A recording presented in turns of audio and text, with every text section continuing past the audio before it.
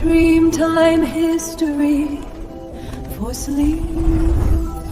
In a world yearning for balance, ancient Egypt offered a divine answer. Mat. She was not just a goddess, but the very essence of cosmic order, truth, and justice. Her single feather, weighed against the human heart, delivered the final judgment on a life lived. What can this ancient deity teach us about our modern quest for equilibrium and the enduring power of living an ethical life? And what happens when that cosmic balance is broken? Before the pyramids pierced the sky, before the first Pharaoh wore the double crown, there was nothing. An endless, silent, watery abyss of uncreation. The ancient Egyptians called this primordial chaos none. It was a state of infinite potential, without form, without light, without life. From these dark, churning waters, a single thought willed itself into existence, a consciousness emerging from the void. This was the great creator, the sun god, Ra, breaking the surface of none. He stood upon the first mound of earth, the Benban, and brought light into a universe that had never known it. But Ra's first act was not simply creation. It was the creation of a principle. Imagine a universe without rules, where stars wander aimlessly and the sun might rise in the west, or not at all. This was the chaos Ra sought to conquer. And so, from his own being, he brought forth the concept that would give his creation meaning and structure. He conceived of his first and most essential child, Mat. She was not born in the way of mortals, or even other gods. She was the first breath of order, the divine blueprint for all of reality. Mat was the very thought of cosmic harmony made manifest. She was the daughter of the Creator, but she was also the fundamental law that even her father, the mighty Ra, was bound to obey. She was the idea of truth that existed before the first word could be spoken. With Mat as his guide, Ra began to weave the fabric of the cosmos. It was her essence that separated the sky from the earth, preventing them from collapsing back into chaos. It was Mat who set the stars on their eternal, predictable journeys across the night. She dictated the sacred rhythm of the seasons, the waxing and waning of the moon, and the life-giving flood of the Nile, ensuring it would rise and fall with perfect regularity to nourish the land. She was the invisible architecture of the universe, the force that transformed a chaotic void into a structured, reliable cosmos, where there was once only the chaotic potential of none. Mat established Islet, the Egyptian word for chaos's opposite, divine order. This sacred order was not a static state, but a delicate, ongoing balance, a cosmic dance that required constant vigilance to maintain. That her presence was felt from the very beginning of Egyptian civilization. In the pyramid texts, the world's oldest religious writings, Mat is invoked as the source of life and sustenance, the very food and drink of the gods themselves. Her earliest depictions are simple, yet profound. A seated woman, crowned with a single, straight ostrich feather. This feather, with its near-perfect symmetry, was the ultimate symbol of balance, truth, and divine order. To wear the feather of Mat was to carry the weight of the universe's integrity. This grand, cosmic principle established the laws of nature and the heavens, bringing a predictable and habitable world out of an infinite abyss. The gods themselves lived by her truth. But what of humanity? How could this immense celestial standard be applied to the fleeting, imperfect lives of mortal men and women, from the farmer in his field to the pharaoh on his throne? How was the truth of the universe supposed to become the law of the land? How could a force as vast as the universe be made tangible? How could a divine principle be translated into a human language of right and wrong? The ancient Egyptians, masters of symbolism, found the answer in the simplest, most elegant of forms, a single ostrich feather, known as Shu. This was Mat's emblem. The choice was deliberate. The filaments of an ostrich feather are remarkably uniform and symmetrical, a perfect natural representation of balance and equality. It held almost no weight. It was pure, unburdened. It was truth itself, stripped of all complexity, all deceit. This delicate plume became the most profound symbol in the Egyptian spiritual landscape, ultimate measure of a soul. From this symbol, the goddess herself took form. We see her as a woman, serene and poised, sometimes seated upon a throne, sometimes standing. Upon her head, she wears her single, defining feather. Often, she is depicted with magnificent wings, not for flight, but as a sign of her all-encompassing presence. Her wings were a divine shelter, a promise of protection for those who lived within her order. She was the Great Mother, wrapping the world in the embrace of cosmic law. This imagery was so powerful, it was woven into the very fabric of their writing. The hieroglyph for Mat could be the seated goddess or the feather alone. But another symbol was also used, a straight-edged plinth, the very foundation on which a temple or a king's throne would rest. Mat was not just an idea. She was the bedrock of reality. She was the stable ground upon which civilization itself was built. And all these symbols, the feather, the foundation, the goddess, converge in one final, terrifying judgment. The Duat, the Egyptian underworld, was not a place of fire and damnation, but a divine courtroom, the hall of two truths. Here, the soul of the deceased would stand before the gods and face the ultimate test. Anubis, the jackal-headed god, would lead the soul to a great golden balance. In one pan, he would place the deceased's heart, the IB believed to be the seat of intelligence, memory, and conscience, and in the other, Mat, a single feather of truth. Imagine the deafening silence of that moment. The entire worth of a life, every word, every deed, every secret thought, weighed in the balance. The heart had to be as light as the feather. To pass, a soul had to be free from the weight of greed, lies, and violence. A heavy heart, burdened by a life of chaos, would tip the scales. The terrifying goddess, amid a hybrid of crocodile, lion, and hippopotamus, waited eagerly to devour it, condemning the soul to utter non-existence. But a light heart, a heart true to Mat, earned eternal paradise in the field of reeds. This dramatic judgment was not merely a story for the dead. It was a moral compass for the living.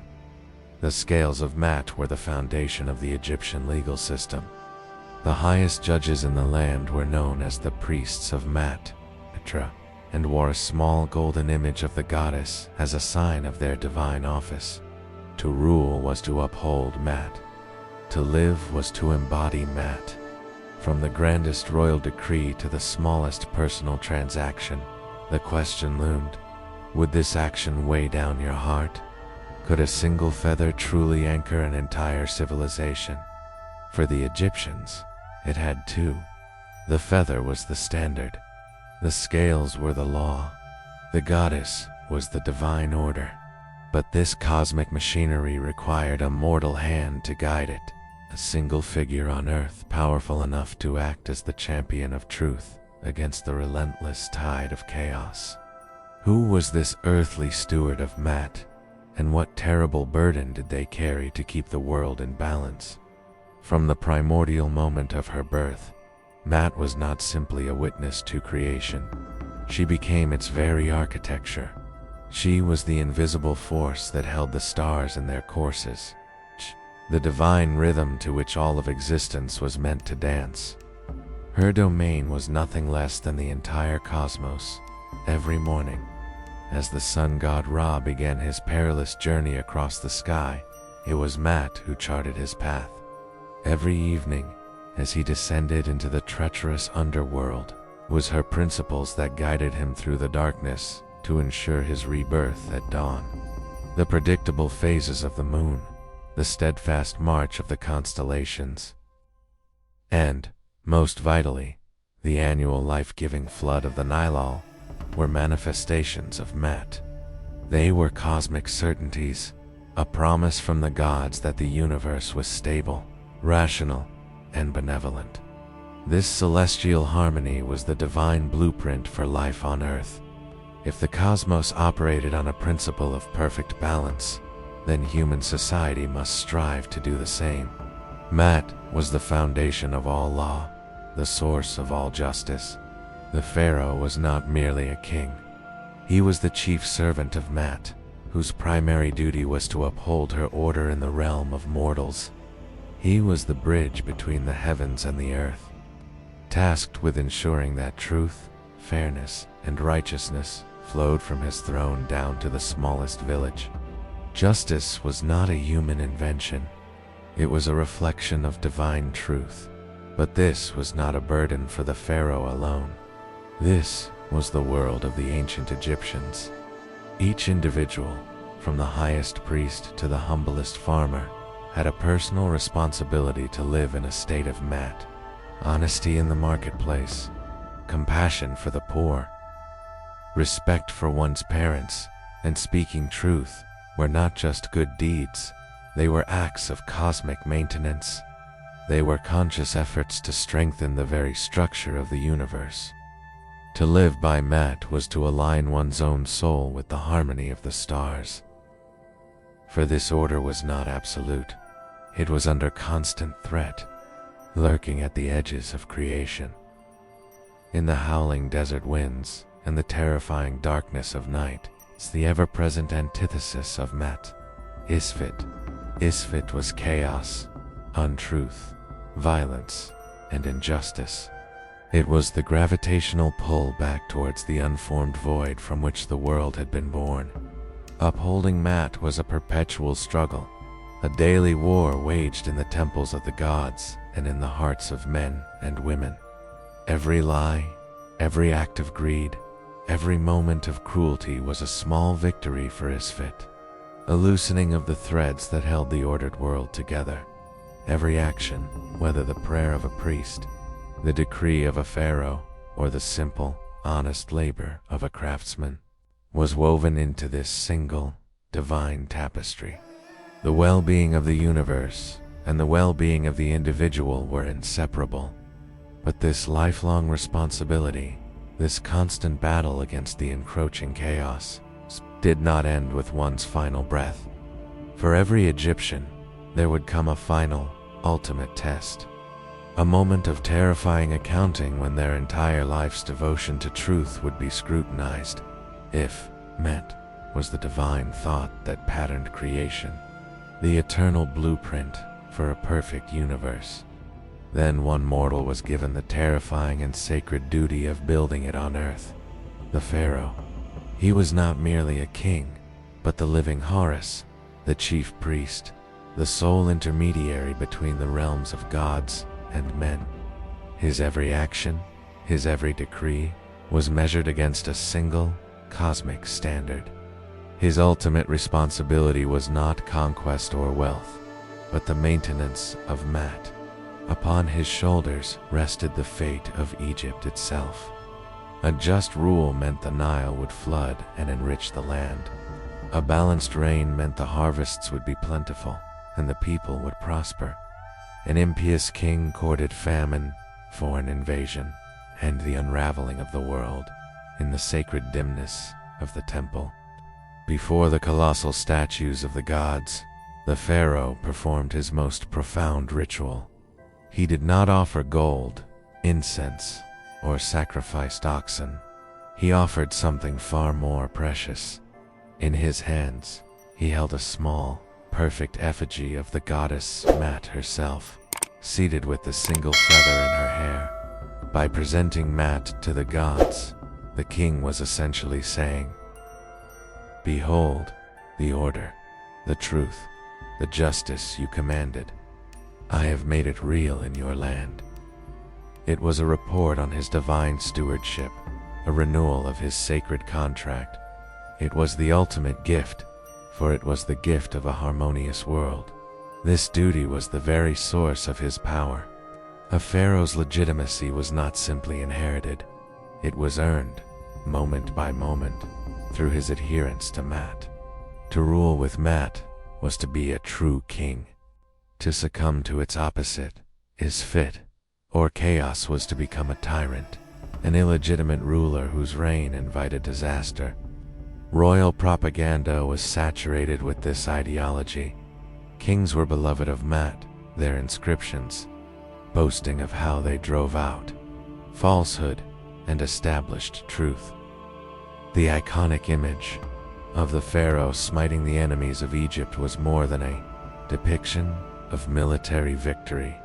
It was a symbolic reenactment of the gods defeating chaos at the dawn of time.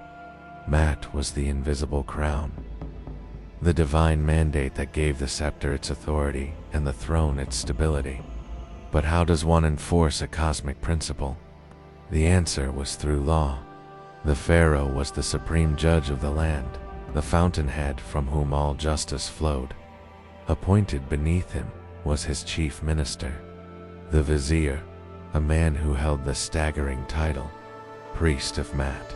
Court documents from the time instruct judges to be impartial, to treat the powerful and the powerless alike, for the justice of a god is in it. Perhaps not perfectly, but for millennia, it was the ideal that guided the Egyptian legal system, a framework of fairness derived directly from the will of the gods. This cosmic construction project extended to the very stones of Egypt. The great temples of Karnak and Luxor were not monuments to royal ego. They were instruments for maintaining universal balance. Every perfectly aligned pylon, every ritual performed in their sanctuaries, every offering laid on their altars was a conscious act of upholding Maat. They were cosmic engines, built to perpetuate the ordered world and hold the forces of entropy at bay, through ritual, architecture, and law. The pharaoh worked tirelessly to mirror the perfection of the heavens on the soil of the Nile Valley. For his entire life, the king lived as the earthly champion of truth, but the king was still a man, destined to die. And the judgment of Maat was absolute, sparing no one, not even a living god. What happened when the earthly pillar of cosmic truth finally fell? Maat was not merely a weight on a cosmic scale, waiting for the soul in the afterlife.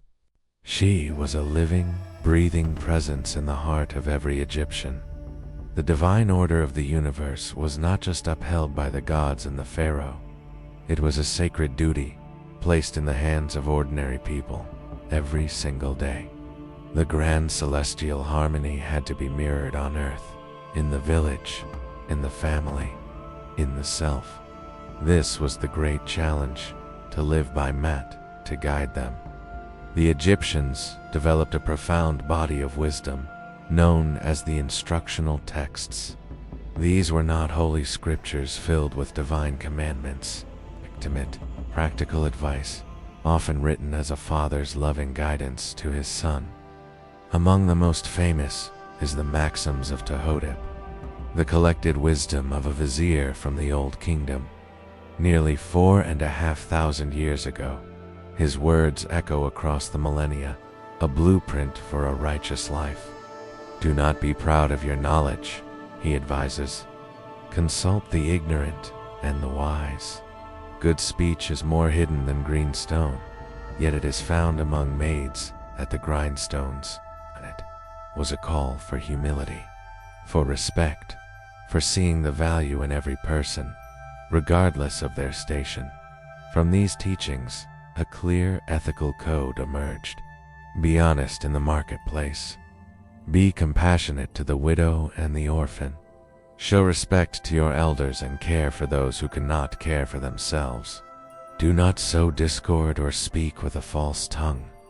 Each principle was a thread in the larger fabric of social harmony. To lie, to steal, to act with greed, these were not simply personal failings. They were acts of Isfet, of chaos. They were small tears in the delicate tapestry of the cosmos, raveling the order that Matt so carefully maintained. This placed an immense responsibility on the individual. Every person was the steward of their own inner Matt. They understood that their private actions had public, even cosmic, consequences. A community where people dealt with each other honestly, where neighbors helped one another in the fields, where strife was settled with reason instead of anger. That was a community reflecting the perfect balance of the heavens. It was made manifest. This devotion wasn't confined to the public square or the temple courtyard. It lived within the home. A simple offering of water or bread on a household altar, a quiet prayer for guidance, the act of teaching one's children the difference between right and wrong. These were the daily rituals that fortified the nation's soul. It was in these small, consistent acts of personal piety that an entire civilization wove the essence of a goddess into the fabric of their reality.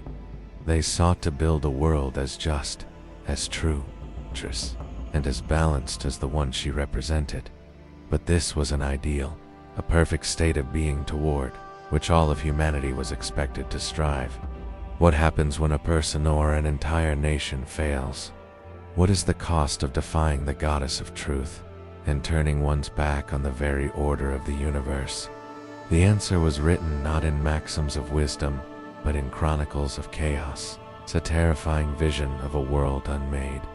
For every soul born along the Nile, life was but a preparation. Not for the finality of death, but for the perilous journey that came after. A passage through the shadowy corridors of the Duat, culminating in a single, ultimate trial. Imagine yourself there, stepping from darkness into the vast, silent chamber known as the Hall of Two Truths. 42 divine assessors, fearsome gods of judgment, line the walls, their unblinking eyes examining every fiber of your being. Enthroned at the far end sits Osiris, Lord of the dead, his gaze piercing the veil of your mortal life. Here, there are no excuses, no appeals. There is only the absolute truth of the life you lived, the jackal-headed Anubis. Gentle guide of the dead, leads you forward. He takes your heart, the IB, and places it on one pan of a great golden scale. To the Egyptians, the heart was not merely an organ. It was the seat of your conscience, your memory, your very essence, the complete record of your life. In the other pan, Anubis places the single object that will decide your eternal fate, the pure white ostrich feather of Mahat. A hush falls over the divine court. The cosmic scales begin to sway. Every lie told, every selfish act, every moment of cruelty adds a terrible, spiritual weight to the heart. But every kindness shown, every truth spoken, every deed done in the service of harmony lightens its load. This is the final accounting. Watching with divine impartiality is Thoth, the ibis-headed scribe of the gods. With reed, pen, and palette in hand, he stands ready to inscribe the verdict into the eternal record, his judgment as precise and unyielding as mathematics. And crouched at the foot of the scales, a terrifying chimera of crocodile, lion, and hippopotamus, waits Amitha Devourer. She is not a demon to be worshipped, but the very personification of annihilation, patiently, hungrily, awaiting the unjust. If your heart, heavy with greed and deceit, sinks the scale, Thoth makes a simple, damning mark. Your existence is forfeit. Your soul is declared a failure, and your heart is cast to the waiting jaws of Amit. You are unmade, devoured, erased from the cosmos forever. Not a hell of eternal torment, but the far greater Egyptian terror of complete and final oblivion. But if your heart is light, unburdened by evil, if it balances perfectly against the feather of truth, a wave of divine relief washes over the hall. The gods nod in approval. You are declared Makeru, true of voice. Justified.thoth records your vindication in the great ledger. Horus, the son of Osiris, takes your hand and presents you before the throne of his father. You have passed the ultimate test. You have lived a life in Mat. The gates to paradise swing open, revealing the field of reeds. Arawu, an eternal, perfected Egypt, where the barley grows tall, where there is no sickness, no sorrow, only peace and reunion with the gods and your loved ones for all time. This profound vision of judgment is far more than a myth for the dead. It was the bedrock of morality for the living. How could it be otherwise? The knowledge that every action, every word, every thought would one day be weighed against the feather of truth shaped an entire civilization. It was a divine mandate for justice, a cosmic imperative for order, woven into the soul of every Egyptian. But if Mat was the unwavering standard for the common soul, what then were her demands upon the most powerful person in the land, the living God, the Pharaoh himself? How does a king balance his own heart against the fate of an entire kingdom and the order of the universe itself? For every action, there is an equal and opposite reaction. For every force that builds, there is one that seeks to tear down. In the radiant, ordered universe of Mat, a shadow loomed, a counterforce that gnawed at the very foundations of creation. This was not a god to be worshipped, nor a demon to be vanquished in a single heroic battle. It was a principle, an ever-present potential for dissolution. The Egyptians called it Isfet, is the lie whispered in the dark. It is the broken oath, the unjust verdict, the harvest that withers on the vine. It is the discordant note in the cosmic symphony, the unraveling thread in the tapestry of existence. Where Mat is harmony, justice, and truth, Isfet is chaos, violence, and deceit. It is the unmaking of the world. Imagine the Nile, the lifeblood of Egypt, failing to flood. The fields crack under a merciless sun. The people starve. That is Isfet. Imagine a civil war where brother turns against brother and the sacred traditions are forgotten. That is Isfet. It was the sudden plague that swept through a village. The scorpion in the sandal, the foreign army massing at the border. Isfet was any force, natural or human, that threatened to plunge the ordered world back into the primordial, formless abyss from which it had first been raised. The struggle between these two forces was the central drama of Egyptian cosmology.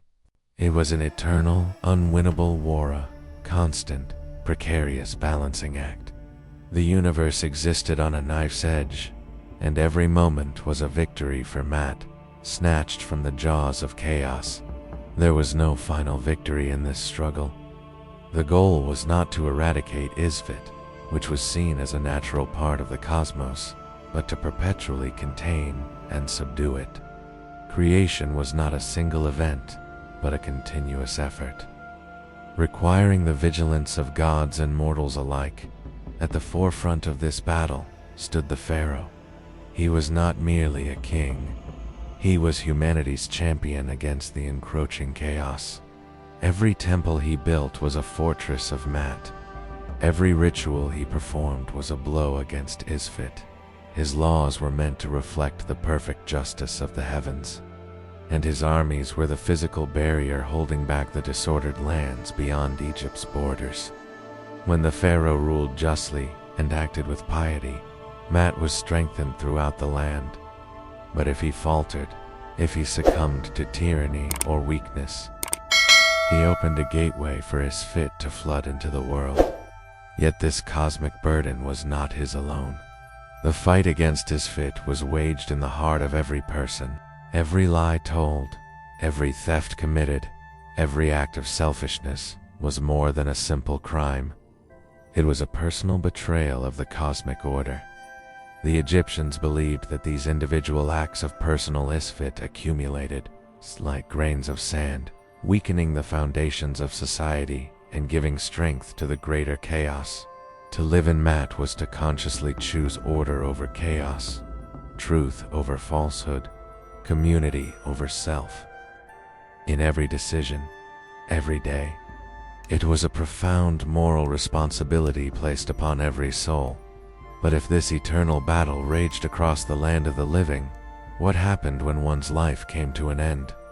If every human action could either strengthen order or feed chaos, how could a soul ever be judged pure enough to escape the grasp of Isfet in the next world?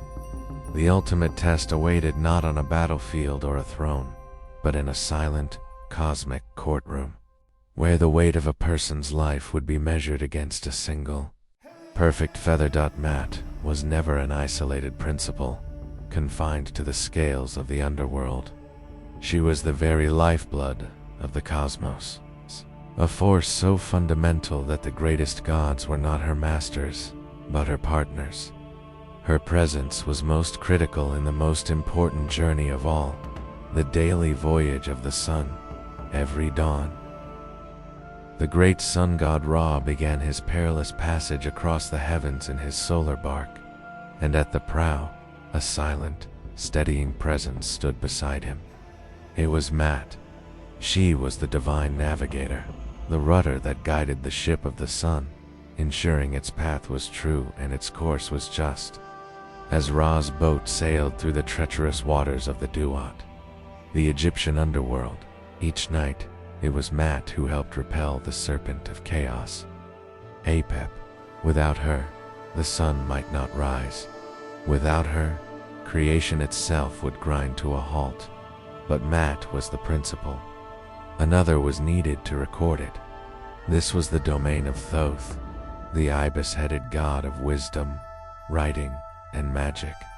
If Mat was the divine law, Thoth was its supreme archivist. He was the one who recorded the verdict in the Hall of Two Truths, his scribe's palette capturing the eternal fate of souls. Theirs was a sacred partnership, an intellectual marriage of truth, and the recording of that truth. In some texts, Thoth is named as Mat's husband, a union representing the idea that wisdom is born from the adherence to divine order. Together, they were the architects and administrators of cosmic reality. This divine blueprint for order demanded a mirror on earth. The Pharaoh was the ultimate guarantor of Mat, but its day-to-day administration fell to his most trusted official, the vizier. Acting as a supreme judge, the vizier was expected to be a living embodiment of Mat. His courtroom was called the Hall of Mat, and he wore a pectoral image of the goddess to signify that his judgments were not his own, but reflections of her divine, impartial truth. He was the human link in a chain of order that stretched from the humblest village to the sunboat of Ra himself. And what of the other gods? The great Ennead of Heliopolis, Adam, Shu, Geb, Osiris. They, too, were bound by Mat's principles. They were not arbitrary rulers. They were custodians of a pre-existing divine order. Their actions, their myths, their very power reinforced the cosmic balance that Mat represented. Her essence could even be seen echoing in other goddesses. In Seshet, the mistress of libraries and measurement, we see the precision and record-keeping inherent in Mat. In the powerful goddess Hathor, a protector of women and joy, we see the harmony and balance that are Mat's ultimate gifts. From the silent journey of the sun to the whispered judgment of a mortal soul, From the pen of the divine scribe to the gavel of the human vizier, Mat was the thread that connected all things. She was the operating system of the Egyptian universe, an interconnected web of truth, justice, and cosmic harmony. But what happens when that web begins to fray? With orders so perfectly woven into the fabric of existence, what force could possibly be powerful enough to threaten it? What happens when the feather is unbalanced, not by a single soul, but by an entire civilization? The divine order of Mat was not left to memory or interpretation alone. It was given a voice that echoed from the walls of the oldest pyramids, from the ink of papyrus scrolls, and from the lips of priests and kings. To understand Mat, we must learn to read the words she inspired, the sacred texts that formed the spiritual bedrock of a civilization. In the beginning, there were the pyramid texts, spells carved into the stone tombs of kings, the oldest religious writings in the world. Here, Mat is the food of the gods, the very substance that sustains the divine. The deceased Pharaoh does not merely ask for her favor. He claims to embody her. The inscriptions declare his journey into the afterlife as emerging with this cosmic truth. Later, the coffin texts democratized this promise, offering all who could afford them the chance to have Mat as their guide, their breath, and their eternal companion in the underworld. But it is in the famed Book of the Dead where the voice of Mat speaks with its most profound clarity. We stand with the deceased in the Hall of Two Truths, before the scales of justice. Here, in chapter 125, they do not confess their sins. Instead, they make a triumphant declaration of innocence, a recital of a life lived in perfect harmony. Listen to the cadence of a soul seeking eternity. I have not committed iniquity. I have not stolen. I have not made anyone weep. I have not been deaf to the words of truth. I am pure. I am pure. I am pure. This was not a list of rules, but the very definition of a righteous human being.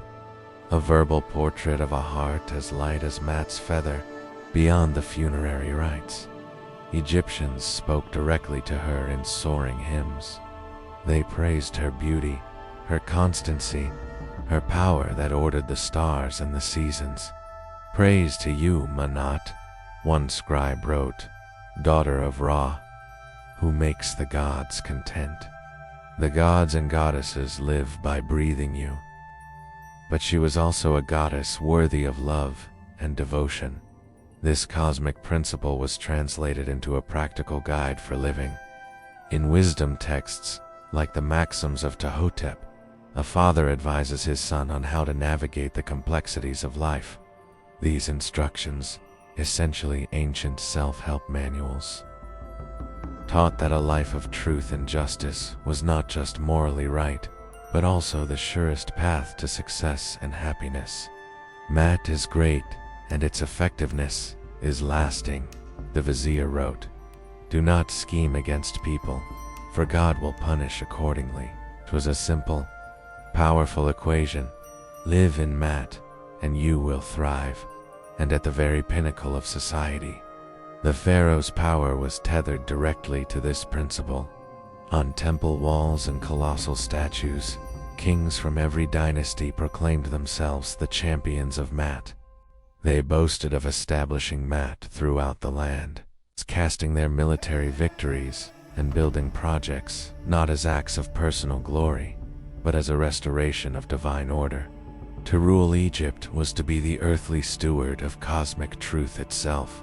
Through every prayer, every law, and every inscription, the Egyptians built a world of words around the ideal of perfect balance. But for a culture so obsessed with order, what did they fear most? What was the name of the chaos that forever threatened their sacred harmony? For if Mat was the light of creation, what was the all-consuming darkness that forever threatened to swallow it whole? The principles of Mat were not merely abstract philosophies. They were a divine blueprint etched into the very soul of Egypt. To see her, one only had to look at the world the Egyptians built around them. World carved from stone and guided by her hand, the grand temples at Karnak and Luxor. The towering pyramids of Giza, these are not just feats of engineering. They are hymns to cosmic order, their perfect symmetry, their alignment with the stars, their harmonious proportions. This is the sacred geometry of Mat.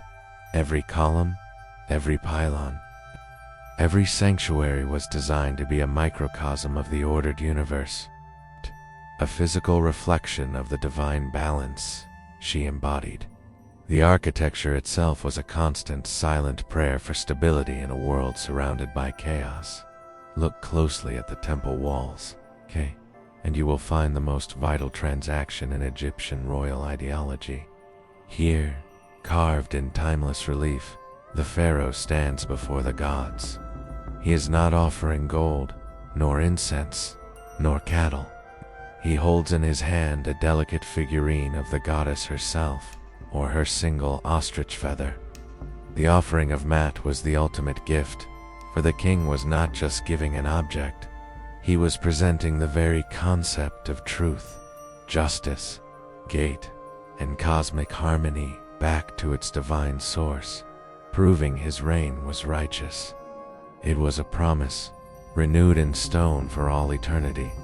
But Mat's judgment was not reserved for kings alone.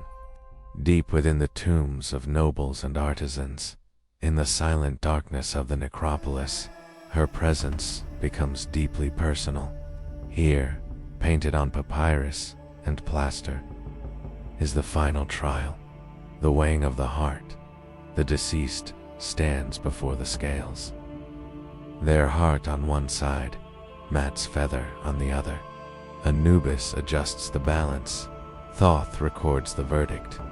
It is the most democratic scene in Egyptian religion, a moment of absolute truth that awaited every soul, regardless of status. These vivid paintings were not just decoration. They were a guide, a hope, and a solemn reminder of a life lived in the shadow of her scales. From grand monuments to intimate objects, her image endured. Statues depict her as a serene woman, seated with the feather in her hair, a figure of calm authority. Her symbol adorned ritual tools, judicial chambers, and amulets worn for protection and guidance. She was both the foundation of the state and a personal guide through the moral complexities of life for 3,000 years. While gods rose and fell, and empires crumbled, the image of Mat remained remarkably consistent. The seated goddess, the single feather, this iconography was a fixed point in a changing world, a testament to the enduring power of the ideal she represented. The Egyptians understood that without her, everything else, the gods, the Pharaoh, Egypt itself, would lose its meaning. Her image was the anchor of their civilization, but to maintain perfect order is an impossible task, even for the gods. The universe is a place of conflict, of passion, and of unforeseen challenges to the divine plan. What happens when the actions of the gods themselves threaten the very fabric of cosmic balance they are sworn to protect? And how does the goddess of truth judge a lie told by the sun god Ra himself?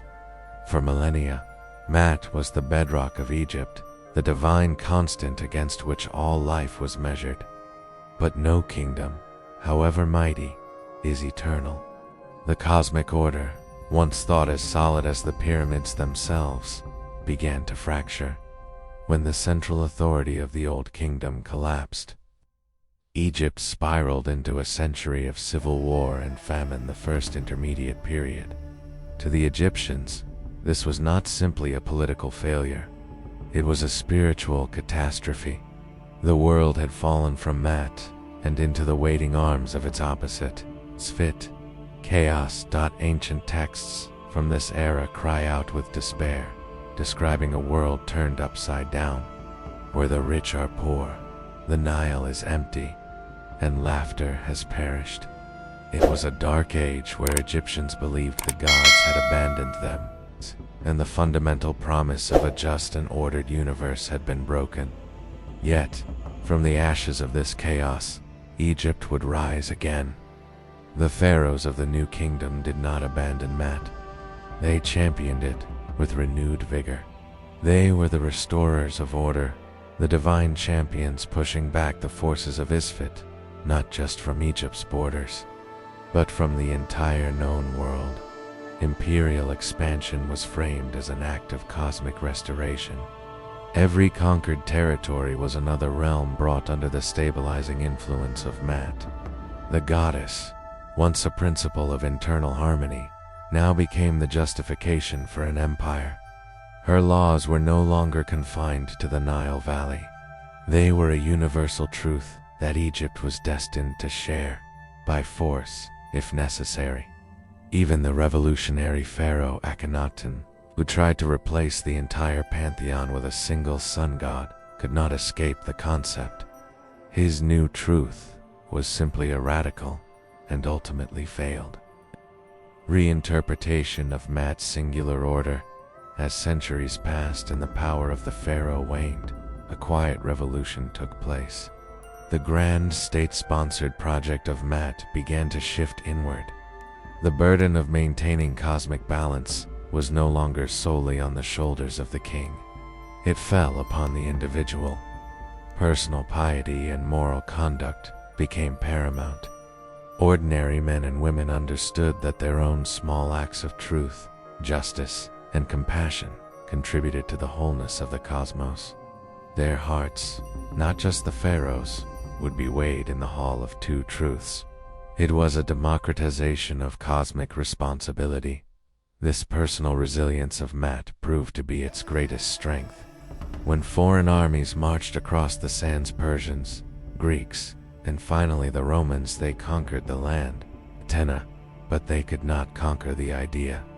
The new rulers, from Alexander to Augustus, often adopted the pharaonic roles, making offerings in the temples to appease a populace that still clung to its ancient ways. But the true survival of Mat was not in these hollow political gestures. It was in the hearts of the people. It persisted in their ethics, in their belief in a final judgment, and in the deep-seated conviction that even under the rule of an outsider, life lived in balance was a life of meaning. The feather of truth, though battered by the winds of change, had not lost its weight. The temples would eventually fall silent. The hieroglyphs would be forgotten. The pantheon of gods and goddesses who had guided Egypt for 3,000 years would fade into myth. But the essential concept of Mat, of truth, order, chaos, and justice as the pillars of a worthy existence had woven itself too deeply into the human spirit to simply disappear. The great temples crumbled. The pharaohs turned to dust. The language of the gods was silenced, replaced by the march of new empires and new beliefs. But an idea, once forged in the crucible of civilization, is not so easily erased. The physical form may vanish, but the principle, the divine frequency of Mat, changes its form, echoing through the halls of time. This cosmic echo is unmistakable. It can be heard in the concept of Dharma in Hindu and Buddhist. Ethos, the cosmic law underlying right behavior and social order. It resonates in the Greek pursuit of logos, a universal, divine reason, and in Aristotle's search for the golden mean, a path of balance between extremes. Or were they all tapping into the same fundamental human need for a world that makes sense, a world governed by something more than chaos? The river of Egyptian thought flowed outward, its currents subtly shaping the intellectual bedrock of the West. Greek thinkers like Pythagoras and Plato are known to have studied in Egypt, and it is hard to imagine they returned untouched by a philosophy thousands of years their senior. The enduring symbol of our own legal system's slaty justice, donate, Holding her scales is a direct descendant of the Egyptian weighing of the heart against Mat's single, perfect feather. Even in the monotheistic faiths that followed, the demand for righteous living, for truth in the heart, and for a final judgment based on one's deeds, carries the undeniable signature of Mat's law. Today, her ancient wisdom speaks to our most modern anxieties with startling clarity. In an age of climate crisis, her call for living in harmony with the natural world feels less like mythology and more like a survival guide. As societies grapple with deep-seated inequality, her insistence on social justice and the care for all members of the community becomes a radical call to action. In our personal lives, saturated by digital noise and post-truth narratives, the quiet internal demand to live in integrity, in authenticity, offers a profound path to inner balance. Imagine a world where political rhetoric was weighed against the feather of truth, where economic systems were designed not for endless growth, but for sustainable balance, where justice sought not merely to punish, but to restore harmony to the community. It is a utopian vision, perhaps, but it forces us to ask what we truly value, and whether our own complex systems have lost sight of a simple, fundamental truth. Ultimately, the quest for Mat was always both cosmic and deeply personal. It was the Pharaoh's duty to uphold it for the nation, but it was every individual's responsibility to embody it in their soul. It is the lifelong journey of aligning your own heart with the rhythm of the universe, of making your own small life a reflection of a greater, divine order. We see her name less often now, perhaps scrawled on a museum placard or invoked by modern spiritual seekers. She appears in novels and films, a ghost of a forgotten age, but her essence, the force she represents, has never left us. It is the pang of conscience when we tell a lie. It is the fire for justice when we see an innocent suffer. It is the moment of peace we feel in a wild, untouched landscape. We have given it 1,000 new names, but the principle remains. We have found her echoes in our laws, our philosophies, and our deepest moral instincts. But in a world teetering on the edge of its own disequilibrium, is an echo truly enough? To see Mat only in the rulings of a vizier or the rituals of a priest is to see only a fragment of her magnitude. For the people of the Nile, she was never just a goddess to be worshipped from afar. She was the very lens through which they viewed existence. Mat was more than a deity. She was a complete cosmology, a grand, unified theory of everything, the divine architecture of reality itself. This was not a system of blind faith, but a profound and practical philosophy. Centuries before the great thinkers of Greece would debate the nature of virtue and the meaning of a good life, the Egyptians had already codified an answer, one of the earliest and most comprehensive ethical systems known to humanity.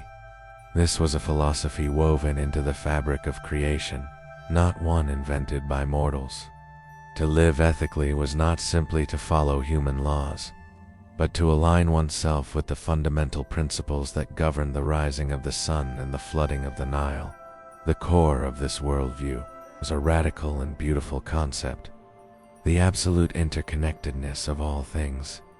Imagine a world where every choice, every word, every secret thought had a tangible effect on the stability of the universe. This was the world of the ancient Egyptians. A single lie did not just tarnish a person's soul. It sent a tremor through the cosmic web. An act of greed was not merely a social transgression. It was a small tear in the fabric of order, a tiny victory for Isfet, the uncreation. A kindness shown to a stranger was more than a good deed. It was a conscious act of reinforcing the pillars of the world, of strengthening the light against the encroaching dark.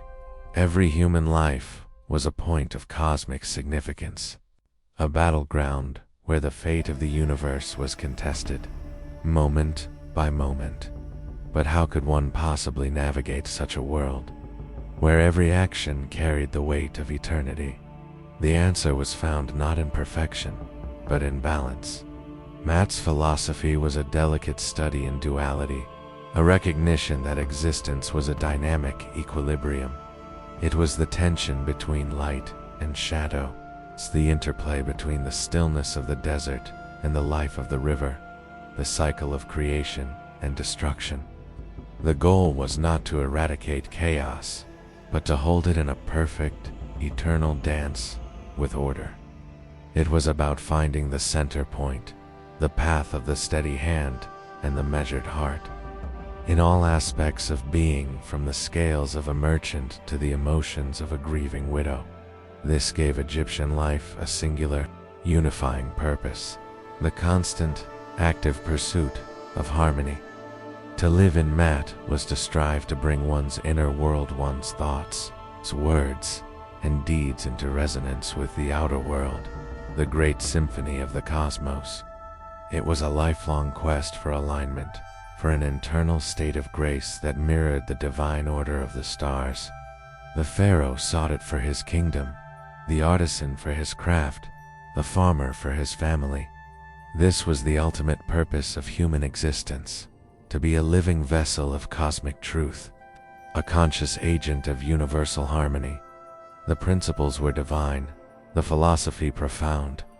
But how did an ordinary Egyptian, living and working along the banks of the Nile, translate this cosmic blueprint into the humble, practical language of their daily life? The empire of the pharaohs has turned to sand. Their golden monuments are relics, their intricate rituals, memories whispered by the wind. The gods of their pantheon have fallen silent. And yet, one essence, one profound idea, has refused to fade.